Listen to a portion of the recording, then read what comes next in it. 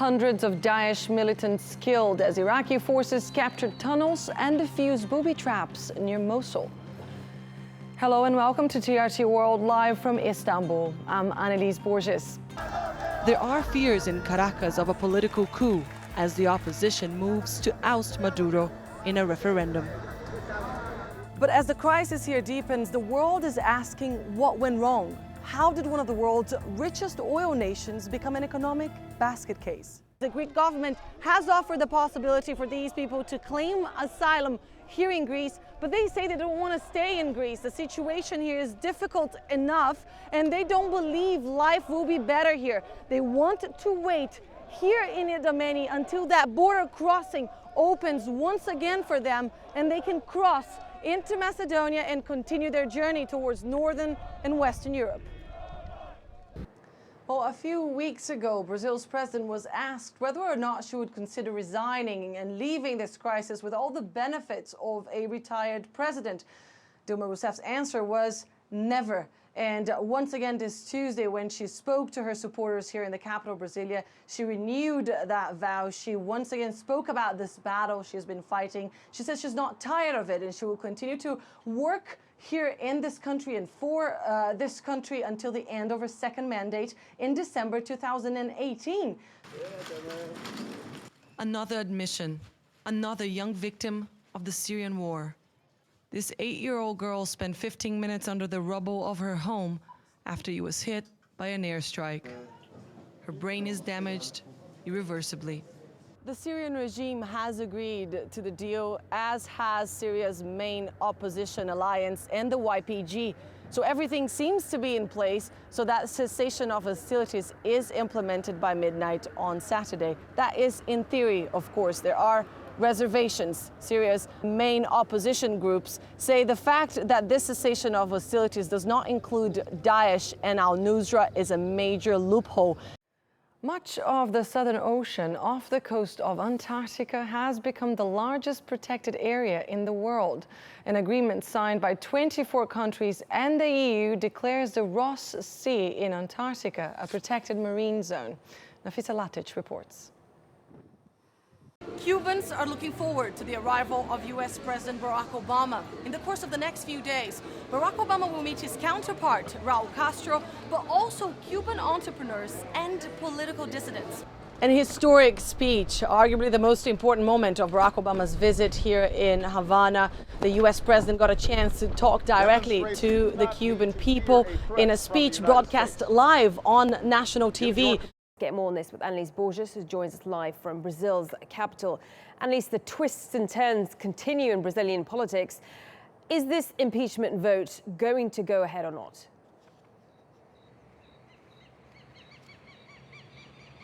Well, according to the Speaker of the Upper House, yes, Mr. Renan Calheiros says that the vote will go ahead as planned on Wednesday. And there was a session earlier on Monday during which they read impeachment documents. And now, in theory, a vote can go ahead in the next 48 hours. But there's a lot of confusion here in the capital and all across Brazil, really. Sarah, as you mentioned, there so many of these people have nothing to go back to. They are quite desperate. They want to continue their journey to the UK. Authorities have said that around 4,000 people have already left the jungle, but many more are still, we can see them behind you there. They refuse to leave. Do you get a sense that the situation could escalate? Despite criticism, deportations are expected to begin on Monday. And this is one of the vessels hired by the EU border agency Frontex to assist with the transfer. Aboard this ferry, refugees will be taken on the 30-kilometer journey back to Turkey. Local authorities are unable to provide more details on how refugees will travel or why their asylum requests were rejected.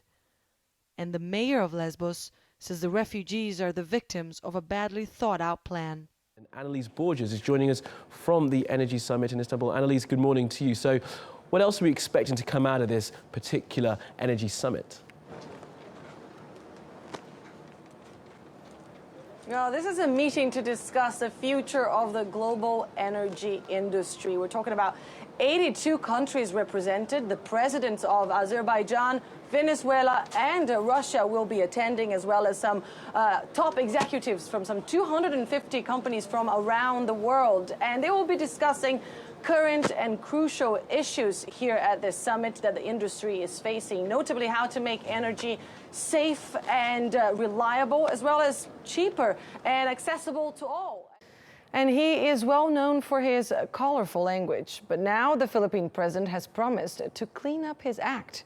Duterte told journalists that God appeared to him in a dream and told him to mind his language. So I promise God to not to express slang. Greek authorities have now suspended the deportation scheme. They have acknowledged that most refugees and migrants stranded in Greece have requested asylum. There are more than 3,000 people here on the island of Lesbos. Most of them have arrived after March 20th, when the EU relocation plan came into effect. They are being kept at a detention facility called Moria, and that's where about 100 people are staging a protest as we speak. Brazil has received more Syrian refugees than any other country in Latin America. At least 8,000 have arrived here in the last 3 years. But with no dedicated asylum program, life here is proving tough for these people. Ala Aldin arrived 5 months ago. He says he came to Brazil as a last resort. Because I try many countries, no one accepts. When I tell him I'm Syrian, he tell me go away. And here in Calais, refugees say that these new fences won't stop them from trying to cross into the UK.